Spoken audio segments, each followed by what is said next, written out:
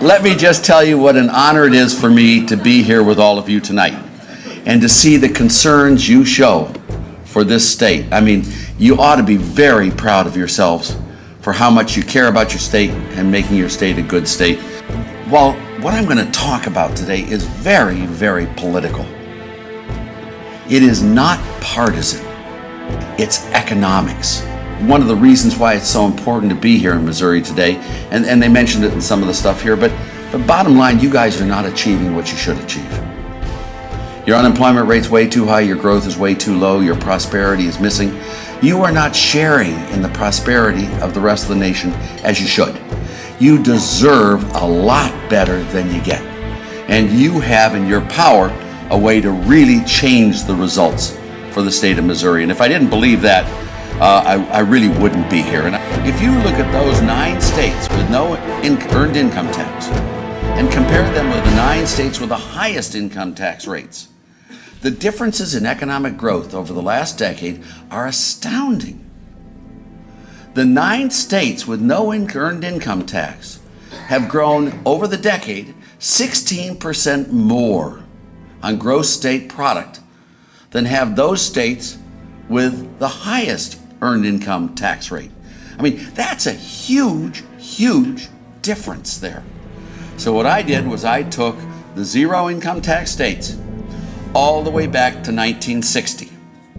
If you do that and go back in time, every single 10-year period throughout this entire 50-year period, the zero income tax states have way outperformed the highest income tax rate states. It's not just the selection of this one 10-year period that gives you the results. Let's take a look at states that introduced an income tax.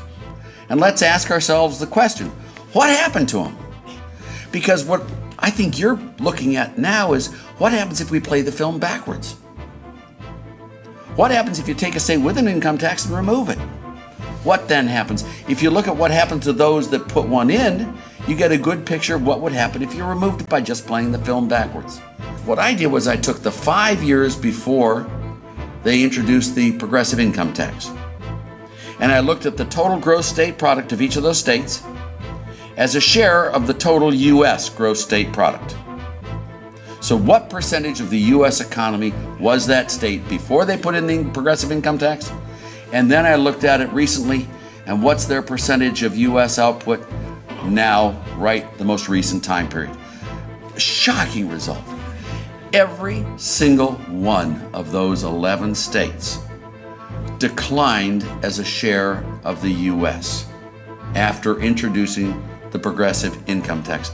That is what actually happened. The whole purpose of doing a tax rate change is to create dynamic growth, to create jobs, output, and employment.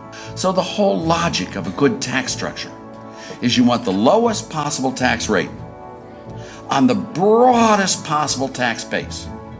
And the closest thing that comes to that as a state level is the sales tax.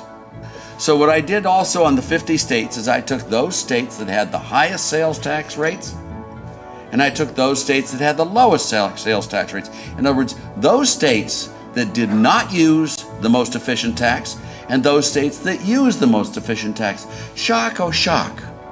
Those states with the highest reliance on sales taxes way outperformed those states with the least reliance on sales taxes. This proposal of yours is not subject to the whims of an individual. If you pass this, it will be in the Constitution, and it will come to pass. Ladies and gentlemen, I just want to finish here by saying that when I looked at this proposal that's been done here, I am amazed at how competent and how well done it has been, not only on getting rid of the income tax, but in substituting the sales tax in exchange for it. It's a pure dynamic. I think there's virtually no risk on the downside, and there's a lot of opportunity on the upside. And I want to say, for all of you who came today, I am so proud to be part of your team here. I wish today, seeing all of you and how concerned you are, I wish that I were a Missourian today. What you can do is don't lose your temper. Be kind, be nice, explain things. Don't change your principles. Don't compromise on truth.